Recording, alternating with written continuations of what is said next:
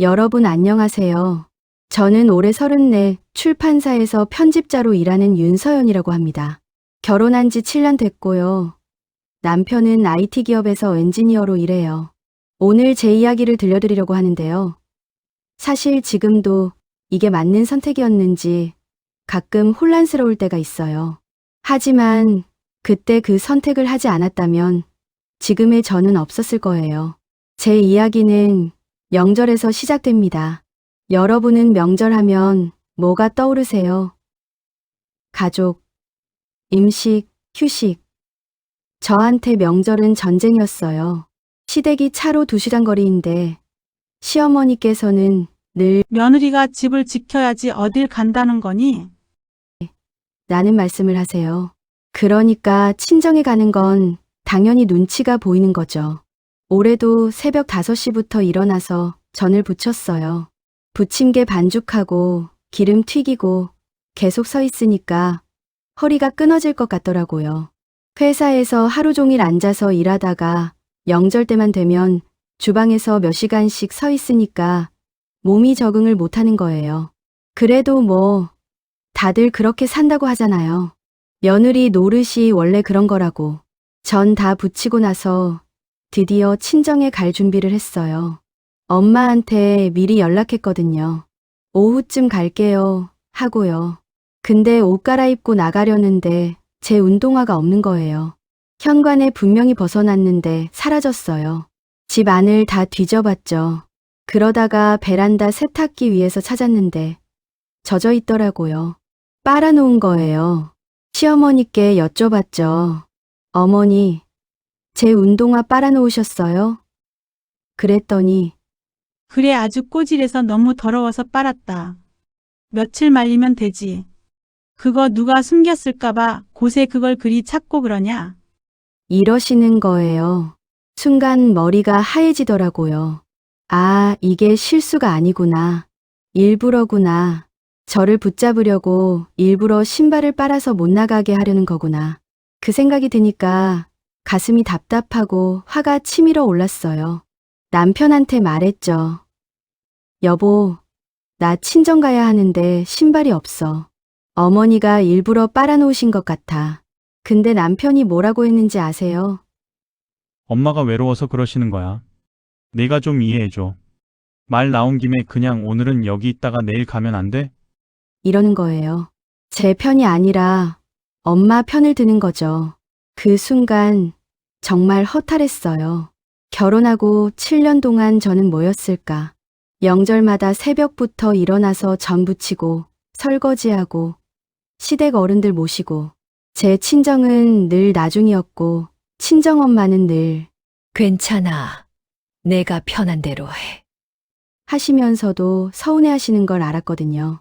근데 그 모든 걸 참고 살았는데 이제 신발까지 빨아서 저를 붙잡으려 하시다니. 저는 그냥 드라이기를 꺼냈어요. 베란다에서 한참을 신발에 드라이기 바람을 쐬면서 말렸죠. 남편은 거실에서 TV 보고 있고 시어머니는 방에 들어가셨고 저 혼자 베란다에서 신발 말리면서 생각했어요. 나는 도대체 여기서 뭐 하는 사람인가. 겨우 반쯤 마른 신발을 신고 집을 나섰는데 차에 타자마자 눈물이 나더라고요. 차를 몰면서 계속 생각했어요. 결혼 7년 동안 저는 며느리 도리를 배웠어요. 명절엔 시댁에 가야 하고 시어머니 말씀 잘 들어야 하고 집안일 도와드려야 하고 근데 그 7년 동안 아무도 제 도리를 물어본 적이 없었어요. 제가 힘든지 제가 뭘 원하는지 제 친정엄마는 보고 싶어 하는지 아무도 안 물어봤어요. 친정 가는 2시간 내내 그 생각만 들었어요. 그리고 그때 처음으로 깨달았죠. 이건 앞으로도 계속될 거라는 걸. 친정에 도착했을 때 엄마가 현관문을 열어주시면서 제 얼굴을 보시더니 바로 아시더라고요. 왜 그래? 무슨 일 있었어? 엄마는 항상 그래요. 제가 아무 말 안 해도 표정만 봐도 다 아세요. 아니야, 별일 없어. 괜찮아 했는데 목소리가 떨렸나 봐요. 엄마가 제 손을 꽉 잡으시면서 들어와. 밥 먹어. 하시는데 그 따뜻한 손길에 또 눈물이 날 것 같았어요.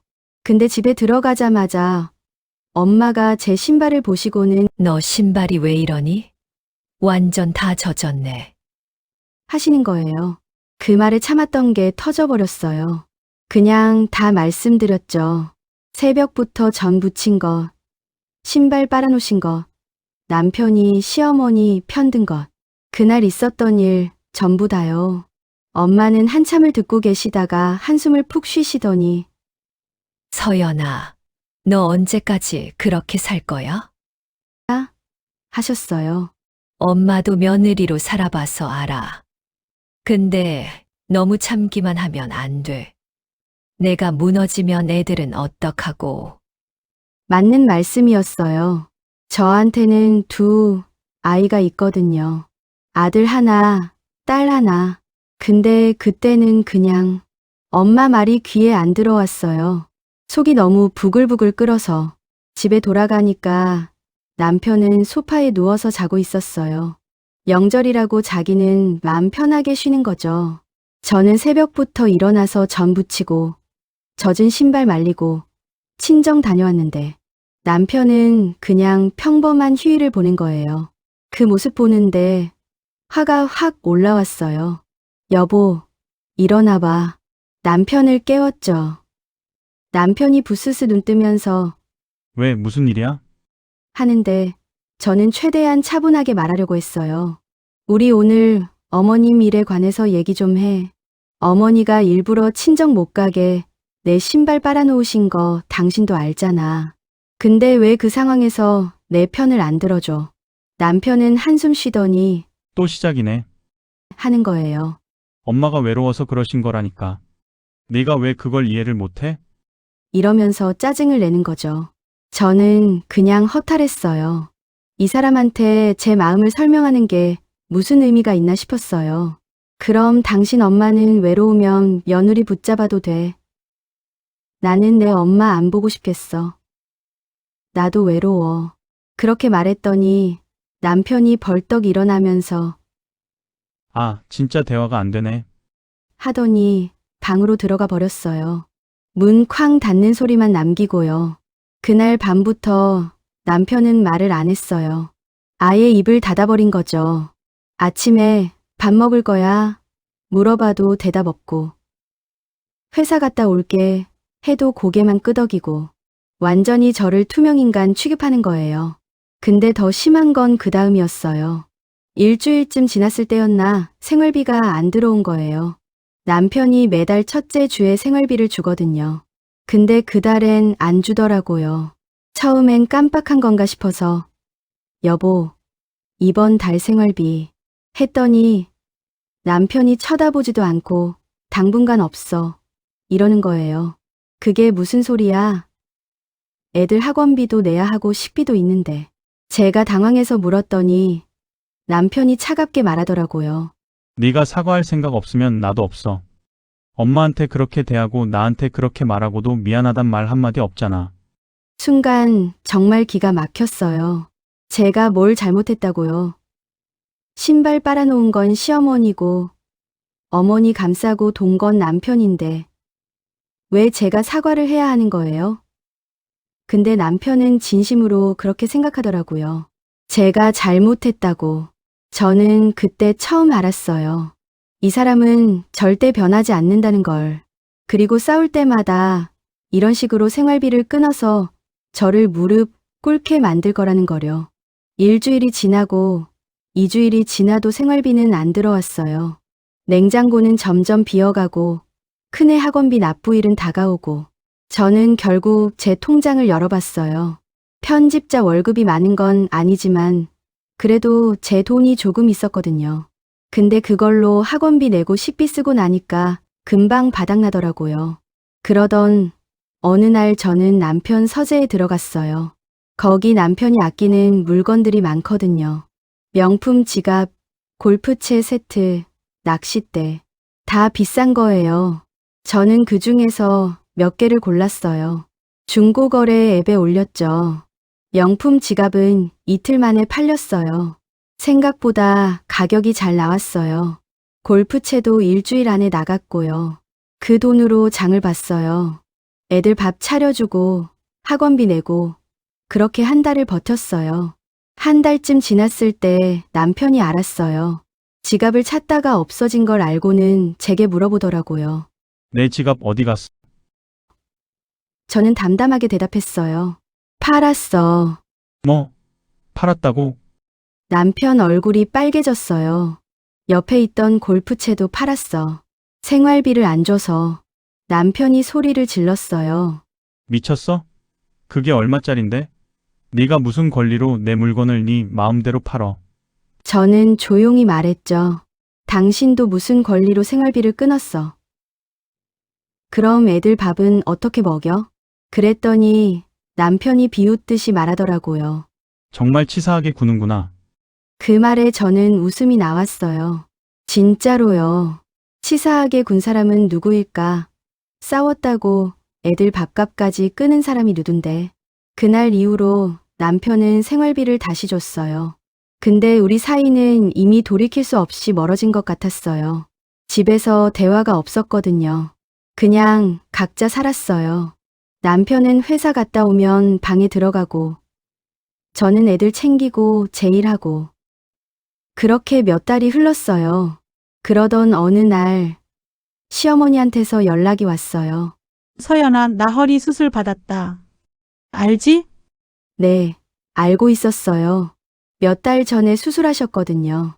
그래서 한동안 못 움직였잖아. 근데 이제 좀 나아서 그러는데 제사 다시 지내려고. 순간 머리가 띵했어요. 제사요? 시어머니가 수술하셨을 때 남편이랑 제가 얘기했거든요.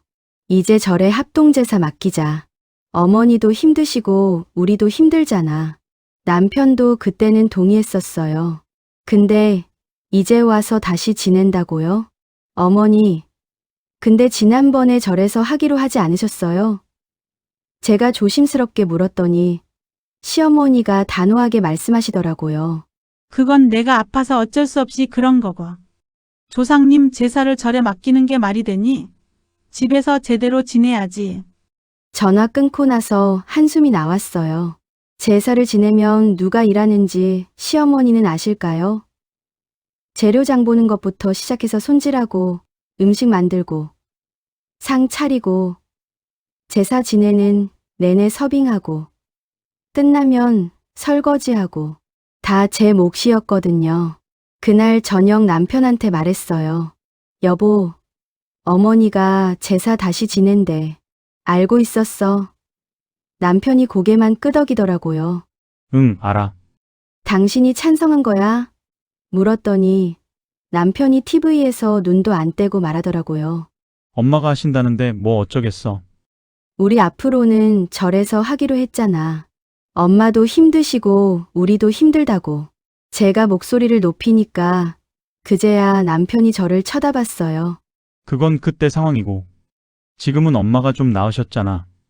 낳은 건 어머니지 나는 안 낳았는데 나는 매번 제사 때마다 내 편 하나 없는 곳에서 쉴 새 없이 일하느라 죽을 것 같아.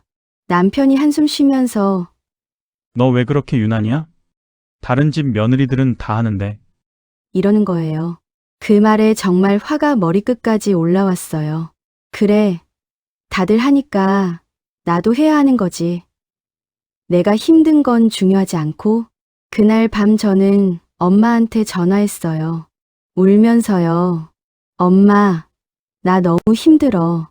시어머니가 제사 다시 지낸대. 나 진짜 못하겠어. 엄마가 한참 제 얘기를 들으시더니 말씀하셨어요. 서연아, 그렇게 살면 안 된다. 엄마가 볼 때 준호는 너무 지네 엄마 말만 듣는 것 같아. 내 생각은 전혀 안 하잖아. 저는 말했어요. 엄마, 그럼 나는 이제 어떻게 해야 돼? 이혼해야 돼. 그게 그렇게 쉽지가 않아. 애들은 제가 울면서 물으니까 엄마가 조용히 말씀하셨어요. 이혼하라는 게 아니야. 근데 너도 내 목소리를 내야 돼. 딱 보니까 계속 참기만 하면 저 사람들은 그게 당연한 줄 알고 더 하게 될 거다. 그렇게 전화를 끊고 속으로 마음을 독하게 먹고 잠에 들었어요. 제삿날이 다가왔어요.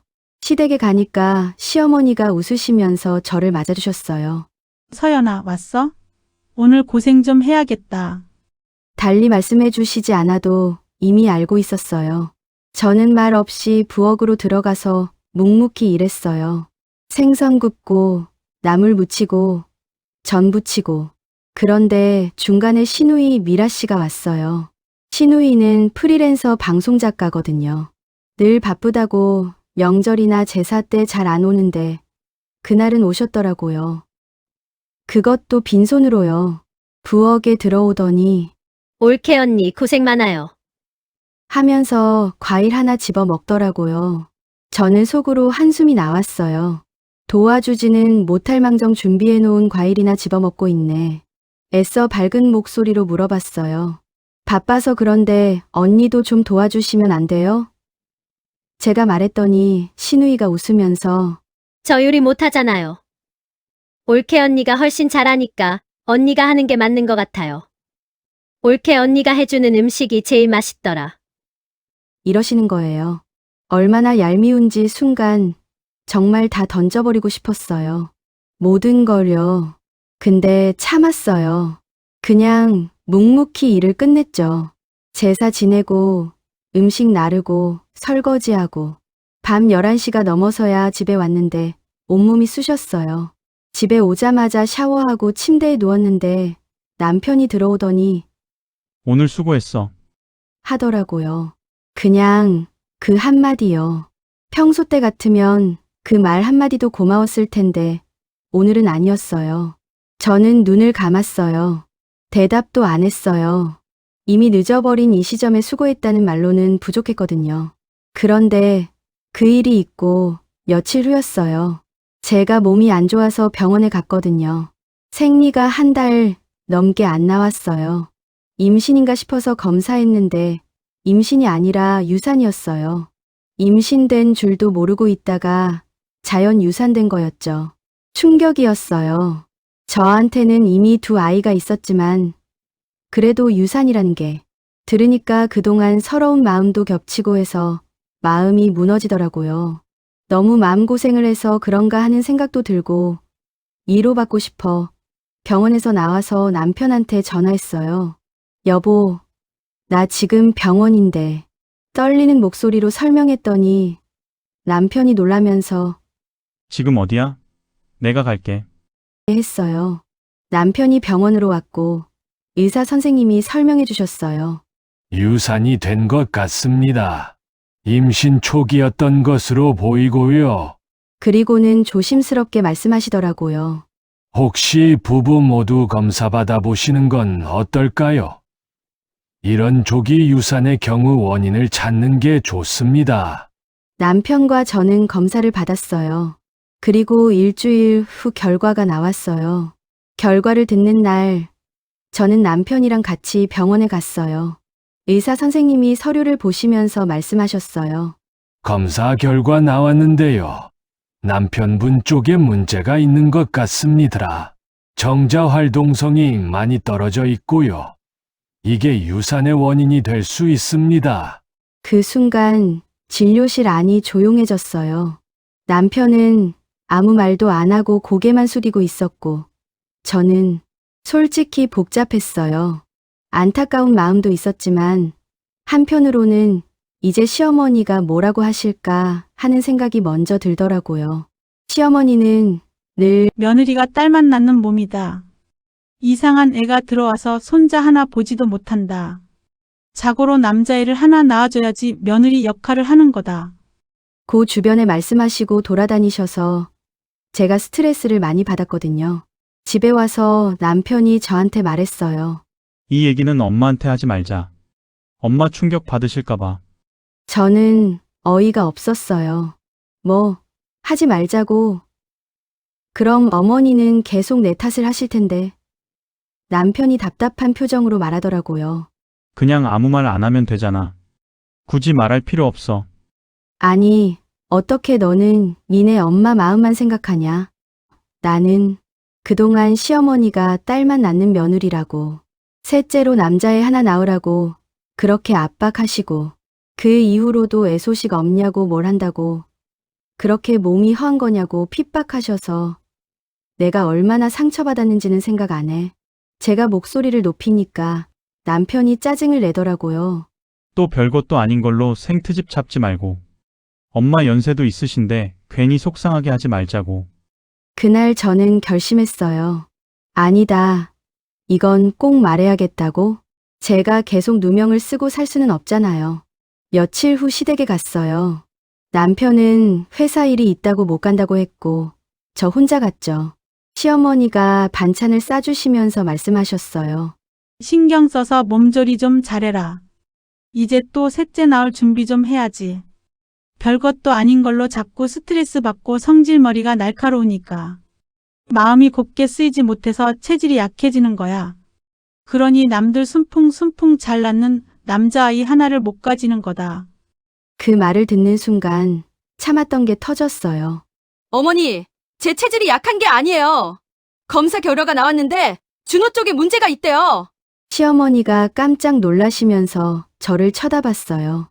무슨 소리야? 우리 준호가? 네. 병원에서 검사 받았어요. 정자 활동성이 떨어져서 그게 유산 원인일 수 있대요. 제가 담담하게 말했더니 시어머니 얼굴이 굳어지더라고요. 그리고는 고개를 저으시면서 말씀하셨어요. 아니야, 그럴 리가 없어. 우리 준호는 건강한 애야. 검사가 잘못된 거 아니야? 어머니, 병원 검사가 잘못됐을 리 없잖아요. 2번이나 검사했어요. 제가 말했지만 시어머니는 계속 고개를 저으셨어요. 아니야, 뭔가 잘못된 거야. 내가 약을 잘못 먹었거나 아니면 그때 시어머니가 제 눈을 똑바로 쳐다보시면서 말씀하셨어요. 너 혹시 낙태한 적 있는 거 아니야? 결혼 전에? 그 말에 저는 정말 기가 막혔어요. 지금 이게 무슨 소리예요? 어머니, 지금 무슨 말씀 하시는 거예요? 저 그런 적 없어요. 그리고 지금 문제는 제가 아니라 준호라니까요. 목소리가 커졌어요.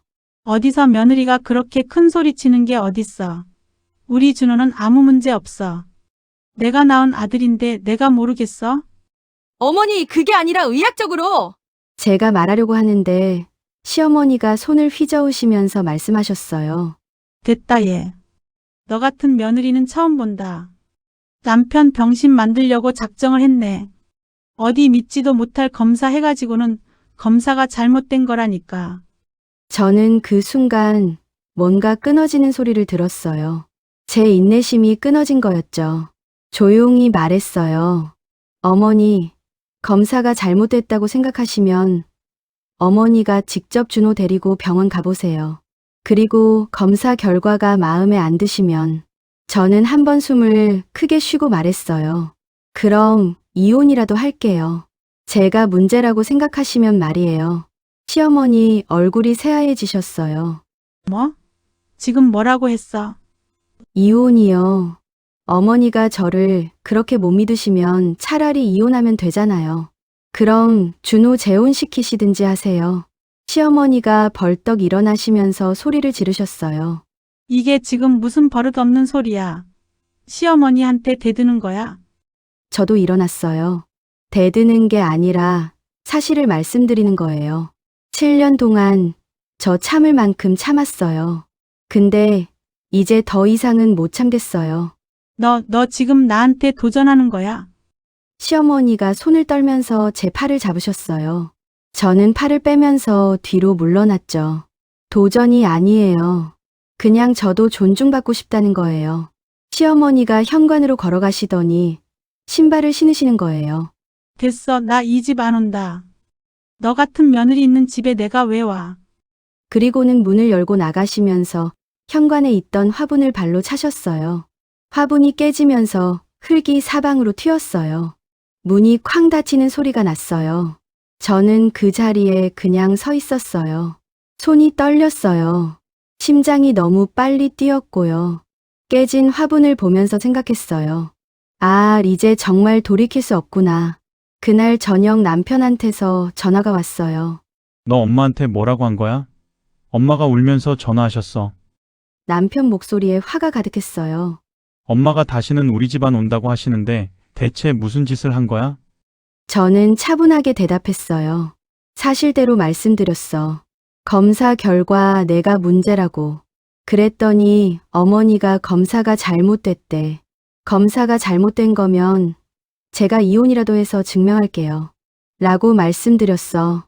남편이 소리를 질렀어요. 너 미쳤어? 엄마한테 이혼 타령을 해? 네가 지금 정신이 있는 거야? 정신 있어. 너무 정신 차려 있어서 그래. 제가 말했더니 남편이 한숨 쉬면서 말하더라고요. 아, 진짜. 나 지금 들어갈게. 우리 얘기해야겠어. 전화를 끊고 저는 소파에 앉았어요. 깨진 화분은 그대로 두고요. 어차피 남편이 와서 볼 테니까. 남편이 집에 들어왔을 때 첫 마디가 뭐였는지 아세요? 화분은 왜 그냥 놔뒀어? 였어요. 어머니가 화내서 나가신 것. 제가 이혼 얘기를 꺼낸 것. 그 모든 것보다 깨진 화분이 먼저였나 봐요. 어머니가 차고 나가셨어. 제가 담담하게 말했더니 남편이 한숨 푹 쉬면서 그래서 내가 왜 이혼 타령을 했냐니까. 하더라고요. 저는 소파에 앉은 채로 남편을 쳐다봤어요. 타령이 아니야. 진심이었어. 남편 얼굴이 굳어졌어요. 뭐? 나 더 이상 못 참겠어. 7년 동안 참았는데 이제 한계야. 어머니는 계속 나를 며느리로만 보지 사람으로는 안 보시잖아. 너도 마찬가지고. 남편이 소파 맞은편에 앉으면서 말했어요. 서연아, 엄마가 좀 옛날 사람이시긴 한데 그래도 너를 미워하시는 건 아니잖아. 미워하지 않으면 뭐해? 존중하지 않는데. 나는 7년 동안 존중받은 적이 한 번도 없어. 명절 때마다 새벽부터 일하고 친정도 못 가고 생활비 끊기고. 그러고도 내가 문제 있으면 다 내 탓이고. 이게 정상이야. 남편이 자신의 두 머리를 감싸주면서 말했어요. 아, 그럼 어떻게 하자는 거야? 답이 없잖아. 그냥 당신이 참고 엄마한테 사과해? 사과, 제가 웃었어요. 진짜 웃음이 나왔어요. 내가 왜 사과를 해? 잘못한 게 뭔데? 엄마한테 이혼 타령한 것, 큰 소리 친 것 있잖아. 남편이 말했어요. 저는 고개를 저었죠. 그건 사과 안 해. 나는 잘못한 거 없어. 사실대로 말했을 뿐이야. 그날 밤 우리는 거의 3시간을 얘기했어요. 남편은 제가 시어머니한테 사과하고 화해하길 원했고, 저는 절대 안 하겠다고 했어요. 결국 평행선이었죠. 남편이 마지막으로 말했어요. 그럼 당분간 엄마 좀 피해 있어. 내가 중간에서 얘기할게. 싫어. 나 피할 생각 없어. 어머니가 화해하고 싶으시면 어머니가 오셔야지. 제가 말했더니 남편이 황당하다는 표정으로 저를 봤어요. 너 진심이야? 시어머니한테 먼저 오라고? 응, 진심이야. 그 후로 일주일 동안 남편과 시어머니 사이에서 계속 연락이 오가는 것 같았어요. 남편이 전화로 어머니랑 얘기하는 소리가 들렸거든요. 엄마, 서연이가 지금 좀 예민한 상태라서요. 네, 제가 계속 얘기해 볼게요. 근데 저는 전혀 예민하지 않았어요. 오히려 마음이 편했어요. 더 이상 눈치 볼 필요가 없으니까요. 그러다가 일주일쯤 지났을 때 남편이 저한테 말했어요. 엄마가 없던 일로 하자고 하셔. 그리고 이거. 남편이 봉투를 하나 내밀었어요. 열어보니 돈이 들어있었어요. 100만 원쯤 됐을까요? 이게 뭐야? 제가 물었더니 남편이 말하더라고요. 엄마가 화분 깨진 것도 미안하고 너한테 한 말도 미안하대. 그래서 이거라도 받으라고. 보나마나 남편이 혼자 준비한 봉투. 저는 봉투를 남편 쪽으로 다시 밀었어요. 필요 없어. 서연아, 엄마가 사과하신다는데 그냥 받아. 그럼 끝나잖아. 남편이 답답하다는 듯이 말했어요. 저는 고개를 저었죠. 이 돈으로는 안 끝나. 돈으로 해결되는 문제가 아니야. 그럼 뭘 원하는데?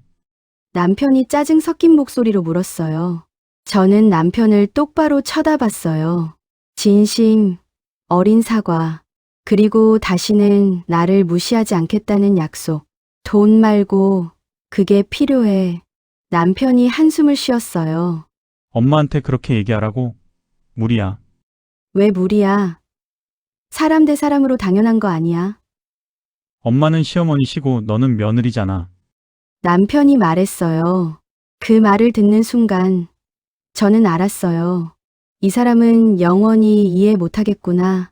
저를 대등한 인간으로 보는 게 아니라 며느리라는 역할로만 본다는 거려. 알았어. 그럼 나는 그 돈 안 받을게. 그리고 저는 잠시 망설였어요. 하지만 말해야 했어요. 나 우리 이혼하는 거 생각해 봐야 할 것 같아. 남편 얼굴이 굳어졌어요. 갑자기 무슨 소리야? 갑자기가 아니야. 아까부터 계속 생각하고 있었어. 우리 이대로는 안 될 것 같아. 남편이 벌떡 일어났어요. 애들은? 애들 생각은 안 해? 당연히 생각하지. 그래서 더 고민되는 거야. 하지만 애들한테도 이런 모습 보여주고 싶지 않아. 엄마가 계속 무시당하고 참는 모습. 특히 딸한테. 남편이 방안을 왔다 갔다 하더니 말했어요. 좀 시간을 줘. 내가 엄마랑 다시 얘기해 볼게. 제대로 사과하시게. 진심으로 제가 물었어요. 응, 진심으로. 그러니까 이혼 얘기는 좀 미뤄줘. 저는 고개를 끄덕였어요. 알았어. 한 달 줄게. 한 달 안에 어머니가 진심으로 사과 안 하시면 그때는 진짜 이혼 얘기하는 거야. 그날 밤 저는 엄마한테 전화했어요. 엄마, 나 이혼할 것 같아. 엄마가 놀라시면서 물으셨어요. 갑자기 왜? 무슨 일 있었어?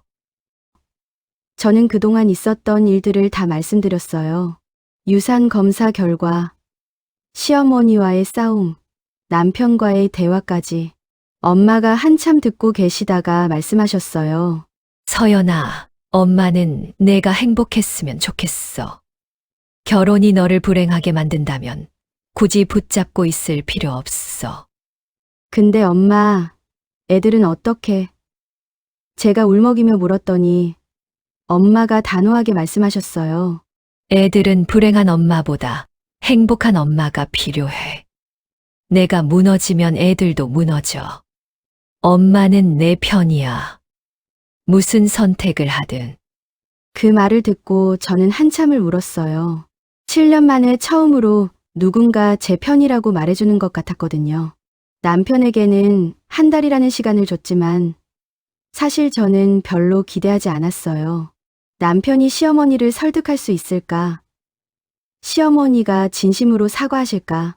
솔직히 믿기지 않았거든요. 일주일쯤 지났을 때 남편이 저한테 말했어요. 엄마가 집에 오시겠대. 너한테 얘기하고 싶으신 게 있으시래. 저는 고개를 끄덕였어요. 알았어. 언제 오신대? 이번 주말. 주말이 됐어요. 토요일 오후 초인종이 울렸고 남편이 문을 열었어요. 시어머니가 들어오셨는데 표정이 굳어 있으셨어요. 저는 거실 소파에 앉아서 시어머니를 맞았죠. 어서 오세요. 어머니.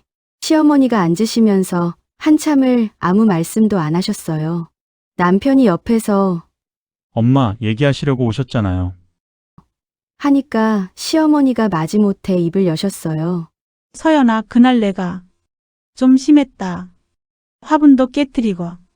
저는 조용히 듣고 있었어요. 시어머니가 계속 말씀하셨어요. 근데 너도 이해해야 돼. 엄마 입장에서는 우리 준호가 문제 있다는 소리가 얼마나 충격인지. 그래도 내가 너무했다. 미안하다. 사과였어요.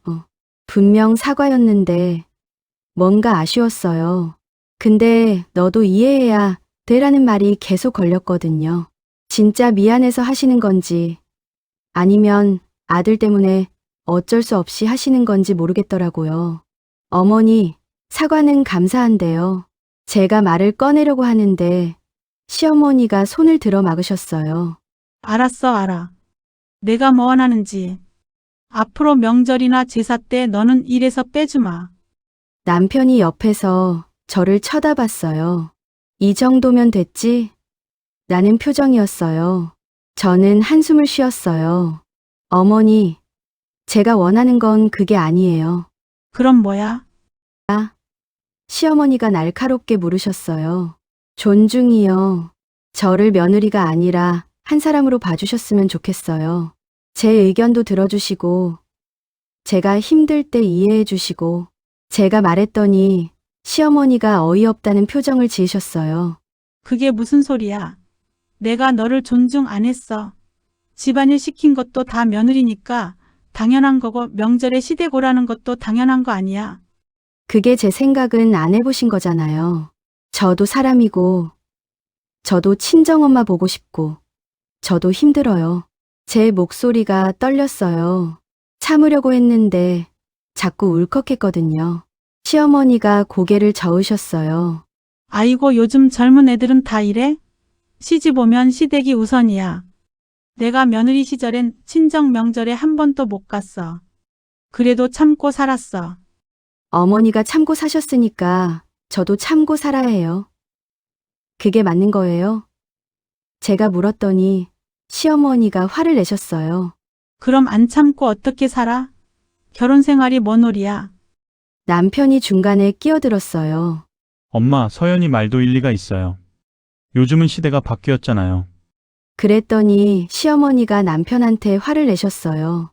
너마저 왜 그래? 엄마 편 안 들고. 엄마 편을 드는 게 아니라 그냥 둘 다 생각하는 거예요. 남편이 조심스럽게 말했지만 시어머니는 이미 화가 나신 상태였어요. 됐어, 나 간다. 이렇게까지 해서 며느리 비위 맞춰줄 생각 없어. 시어머니가 일어나셨어요. 남편이 엄마, 그러지 마시고. 하면서 붙잡으려 했지만 시어머니는 뿌리치셨죠. 손 떼. 나는 우리 준호가 이런 식으로 살게 놔둘 수 없어. 며느리 눈치 보면서 사는 게 말이 돼? 문을 향해 가시던 시어머니가 돌아서서 저를 쳐다봤어요. 서연아, 너 이혼하고 싶으면 해. 나는 상관없어. 우리 준호는 얼마든지 좋은 사람 만날 수 있어. 그리고는 정말로 나가버리셨어요. 남편이 황급히 따라 나갔어요. 엄마, 엄마 기다려요. 현관문이 닫히고 저는 그냥 소파에 앉아 있었어요. 손이 떨렸어요. 방금 제가 이혼 허락을 받은 건가요? 시어머니한테서요? 한참 후에 남편이 들어왔어요. 얼굴이 창백했어요. 엄마가 진짜 화나셨어. 당분간 연락도 안 하시겠대. 남편이 소파에 털썩 앉았어요. 저는 남편을 쳐다봤어요. 여보, 너는 어떻게 생각해? 어머니 말이 맞아? 내가 과한 거야? 남편이 고개를 들어 저를 봤어요. 눈이 빨갰어요. 아니, 내 말도 맞아. 근데 엄마도 이해가 돼. 평생 그렇게 사신 분이니까. 그래서 나도 그렇게 살아야 돼. 제가 다시 물었어요. 남편이 대답을 못했어요. 한참을 고민하다가 작게 말했어요. 모르겠어. 나도 정말 모르겠어. 그날 밤, 저는 결심했어요.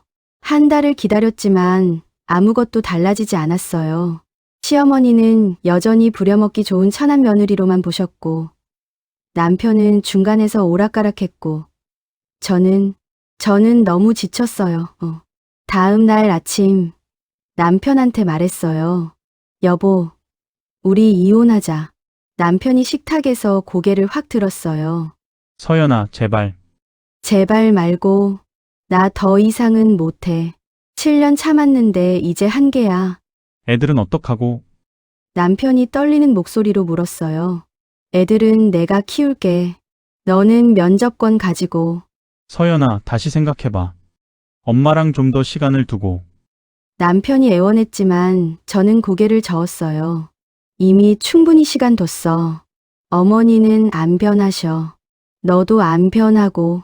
그럼 내가 변해야 하는데 나는 더 이상 변하고 싶지 않아. 나는 나로 살고 싶어. 남편이 눈물을 흘렸어요. 저도 울었고요. 하지만 제 결심은 흔들리지 않았어요. 그날 저는 변호사 사무실에 전화해서 상담 예약을 잡았어요. 이혼 절차에 대해 알아보기 위해서요. 친정엄마한테도 전화했어요. 엄마, 나 이혼하기로 했어. 엄마가 한참 말이 없으시더니 물으셨어요. 후회 안 해. 후회는 할 수도 있어. 근데 지금 이대로 사는 것보다는 나을 것 같아. 엄마가 조용히 말씀하셨어요. 그래, 알았어. 엄마가 도와줄게. 넌 혼자가 아니야. 그 말을 듣고 저는 또 울었어요. 하지만 이번에는 슬픈 눈물이 아니었어요. 뭔가 후련한 눈물이었죠. 이혼 절차는 생각보다 복잡했어요. 서류 준비하고, 변호사랑 상담하고, 재산 분할 얘기하고, 그 과정에서 남편과 저는 거의 말을 안 했어요. 필요한 얘기만 했죠. 이 서류 서명해줘. 애들 면접, 날짜 잡자. 그런 것들이요. 그런데 이혼 서류를 법원에 제출하기 일주일 전 시어머니한테서 연락이 왔어요. 남편을 통해서 서연이랑 얘기하고 싶다고 하셨대요. 남편이 저한테 전달했지만 저는 거절했어요. 이제 만날 이유 없어. 어차피 이혼하는데. 근데 사흘 후에 시어머니가 직접 우리 집에 오셨어요. 초인종을 누르시길래 인터폰으로 봤더니 시어머니셨어요. 혼자 오신 게 아니었어요. 시누이 미라 씨도 같이 오셨더라고요. 문을 열었어요. 어차피 피할 수는 없으니까요. 어서 오세요. 저는 덤덤하게 인사했어요. 시어머니가 들어오시면서 제 얼굴을 유심히 보셨어요. 서연아, 우리 얘기 좀 하자. 거실에 앉았어요. 시누이가 먼저 말을 꺼냈어요. 올케 언니, 제가 엄마를 설득했어요. 우리 가족이 올케 언니한테 너무했다고. 저는 시누이를 쳐다봤어요. 명절 때마다 과일만 먹고 계시던 그분이 저를 설득하셨다고요? 시어머니가 한참을 침묵하시다가 입을 여셨어요. 서연아, 내가 잘못 생각했어. 목소리가 떨리셨어요. 병원에 가봤어. 준호 데리고. 검사 결과가 맞더라. 준호 문제가 맞았어. 저는 아무 말도 안 했어요. 그냥 듣고 있었죠. 시어머니가 계속 말씀하셨어요. 그동안 내가 너한테 얼마나 미안한지 모른다. 내 탓을 했잖아. 내가 얼마나 상처받았을지. 이제야 알겠더라. 시누이가 옆에서 거들었어요. 엄마가 요즘 많이 울으셨어요. 올케 언니한테 진짜 미안하다고. 그리고 저도 올케 언니한테 사과할게요. 저도 명절 때 너무 무책임했어요. 올케 언니 혼자 일하는데 저는 도와주지도 않고. 시어머니가 가방에서 뭔가를 꺼내셨어요. 작은 상자였어요. 이거. 내가 시집 올 때 받았던 거야. 우리 시어머니한테서. 상자를 여니까 금반지가 들어있었어요. 너 줄게. 늦었지만. 저는 그 반지를 보면서 복잡한 감정이 들었어요. 화도 났고 서운하기도 했고, 그런데 또 한편으로는 이게 진심이라면 어떡하지 하는 생각도 들었어요. 어머니, 진심이세요? 제가 물었어요. 시어머니가 고개를 끄덕이셨어요. 진심이야. 너를 잃고 싶지 않아. 우리 준호도 애들도. 너 없으면 안 돼. 시어머니 눈에서 눈물이 흘러내렸어요. 제발 이혼하지 마. 엄마가 달라질게. 진짜로. 저는 한참을 생각했어요. 7년 동안 쌓인 상처들이 금반지 하나로 없어질까요? 시어머니의 눈물이 진짜일까요? 근데 이상하게도 제 마음이 조금씩 흔들리더라고요. 그날 시어머니랑 시누이는 2시간 넘게 저랑 얘기했어요. 앞으로 어떻게 달라질지, 명절은 어떻게 보낼지, 재산은 정말 저를 맡기기로 했다고, 시누이도 앞으로는 명절에 일 도우겠다고 했어요. 그들이 돌아가고 남편이 조심스럽게 물었어요. 서연아, 어떻게 할 거야? 저는 솔직하게 말했어요. 모르겠어. 좀 더 생각해 볼게. 그날 밤 엄마한테 전화했어요. 엄마, 시어머니가 사과하러 오셨어. 모든 얘기를 했더니 엄마가 물으셨어요. 넌 어떻게 하고 싶은데? 모르겠어. 진심 같기도 하고 엄마가 말씀하셨어요. 서연아, 중요한 건 시어머니 진심이 아니야. 내 마음이야.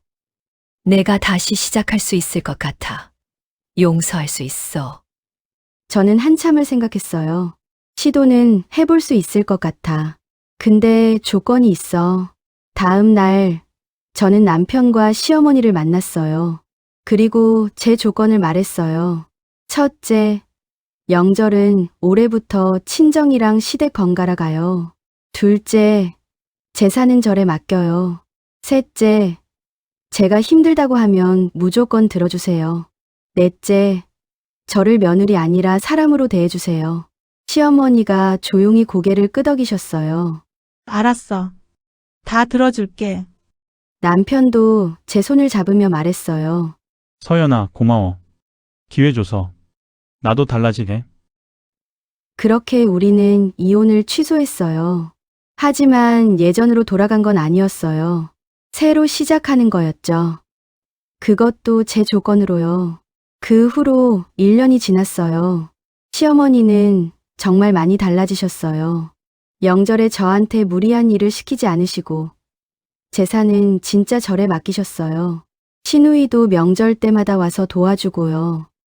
남편은 여전히 완벽하진 않지만 그래도 예전보다는 훨씬 제 편을 들어줘요.